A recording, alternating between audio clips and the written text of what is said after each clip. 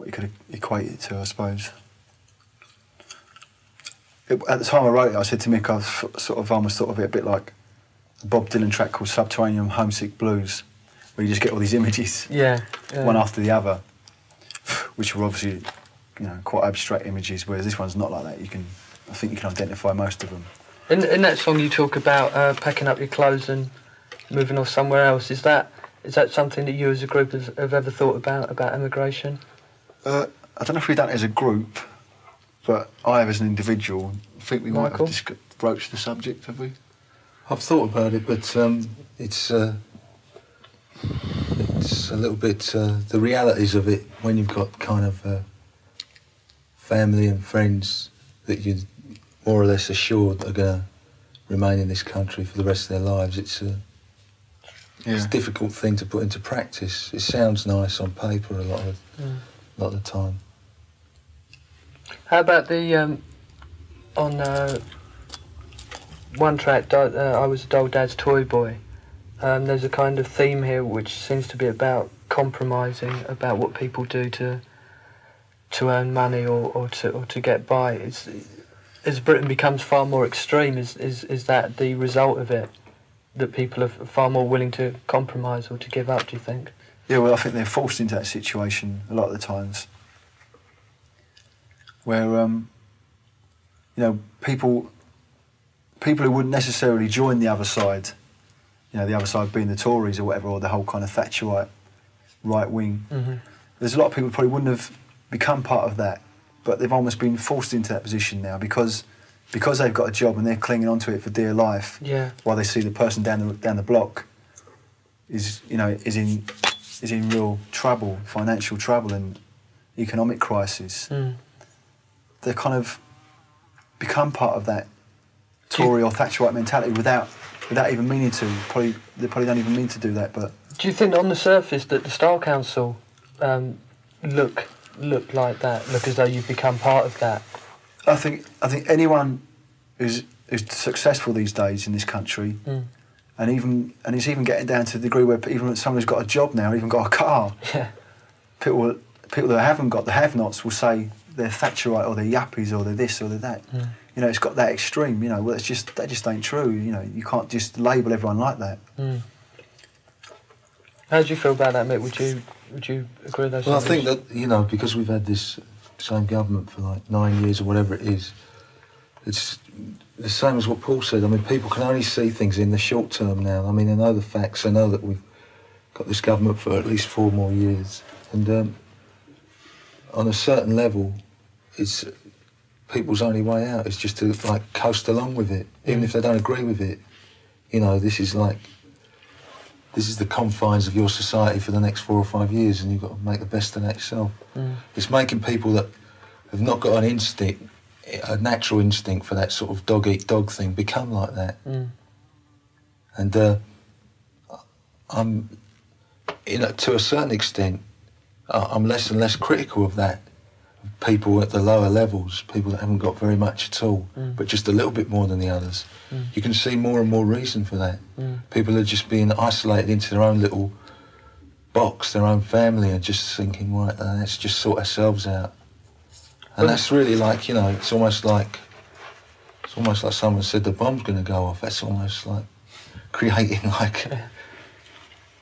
like the beginning of mass hysteria. Well, the album ends with Confessions of a Pop Group, and the actual album itself ends with the lines "heading for a breakdown." Is that what you see? I mean, it's not very optimistic note to be signing off with, is it?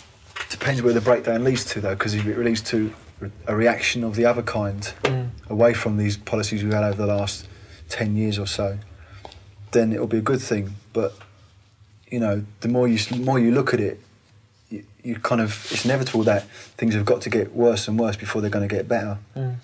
Which I don't like, that kind of line of thought. I mean, I've always been against that. It's the kind of Trotskyist sort of policy, or their kind of line of thinking, that everyone's got reduced down to the basis level before they rise up and do something about it, which is a terrible thought, But in this situation, I think there's probably quite a lot of truth in that. But the only trouble with that is that if when the reaction does happen, if and when it does happen, which way will it go then? You know, it's too much sort of pie in the sky talk about, well, the workers will turn naturally to a left-wing revolution and we'll have a socialist state. I mean, you don't know that. You know, in Germany in the 1930s and 1920s that didn't happen. They went completely the other way, you know. Sure. So it's quite frightening, I think. So how do you view the future? Do you, with trepidation, with optimism, or...? Mostly, to be quite honest, I view it with despair, really.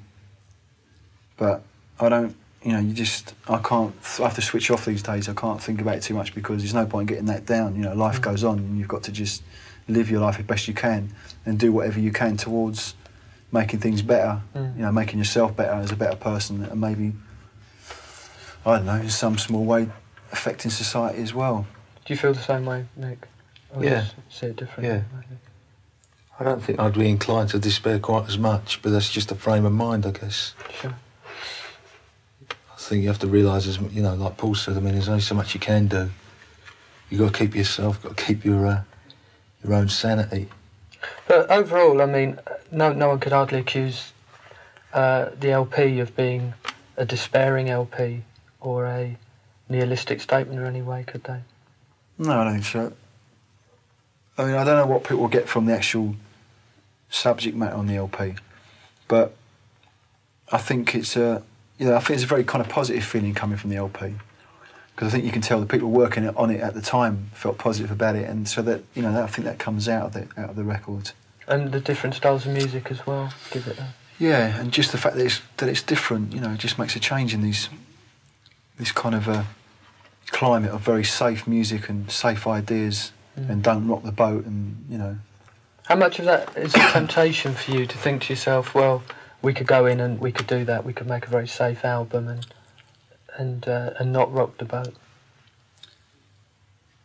I think we're kind of aware. I mean, but I don't like it when it sounds like how brave we are by making a record which isn't safe. I mean, it's like a big deal, you know, in the whole world scope. It don't mean shit, really. But, you know, we could just go in and make a Euro disco song or sound like the Pet Shop Boys, or, you know, but I don't think that would ever happen. In actual fact, I don't know if we could do that, because it would be really alien to us. It would take us a while to get into that frame of mind to work that way, and I don't think it would come off with it. Technically, it's possible we could, but it'd break your heart if you started listening back and realising where you were going. You wouldn't want to be involved, I don't think. Right. Paul, Mick, if you weren't Paul and Mick, who would you like to be? I'd like to be Paul. Nicky Horn? Are you rich? Are you a millionaire? I'm rich but not fattening.